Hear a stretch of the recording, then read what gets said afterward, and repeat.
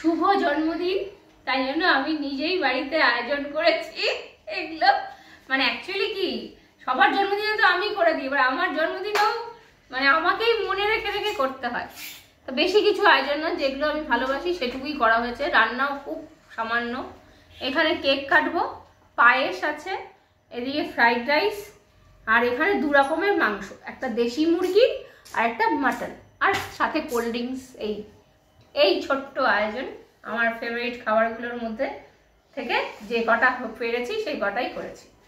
ভাজা ভুজি আর ভালো লাগে না, তাই করিনি। এইবার কেকটা কাটি, যেটার জন্য আমার মেয়ে ওয়েট করছে যে কেকটা কেমন হবে খেতে। তো উইশ করো সবাই আমাকে। Happy birthday to you, happy birthday to you. তারপরে রাই কি ইয়োচোকা Hamida, happy birthday to dear Bunty, তুই বল মা বল। Happy birthday to you. দেখি রাই, একটু দাঁড়া, একটু ভেঙে নি।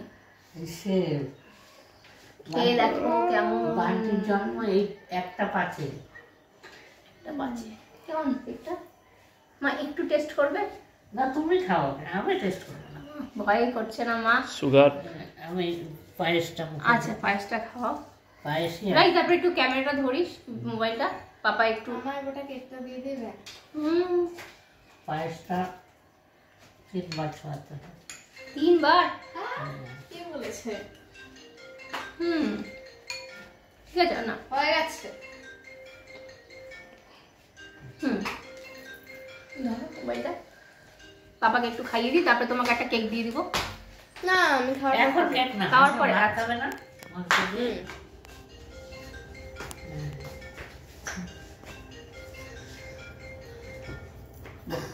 ওটাই খাইয়ে দিও।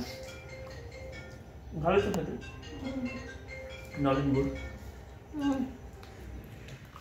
খাবারগুলো একবার ফোকাস কর। খাওয়ার করি সামনে দিব না ঠিক আছে। কেকটা কিন্তু দারুণ ইয়ামি, নলেন গুড়ের, মিও আমার থেকে নেওয়া হয়েছে। এটা দেখে জাস্ট অর্ডার করা হয়েছে, খুব ভালো লাগলো কেক, সত্যি খুব ভালো লাগলো। শীতে কিন্তু এটা কেকটা তোমরা ট্রাই করে দেখতে পারো। আর তাহলে আমি এখন খাই, আর দেরি করতে পারছি না, আর সবাই খাবে, ওয়েট করছে। টাটা।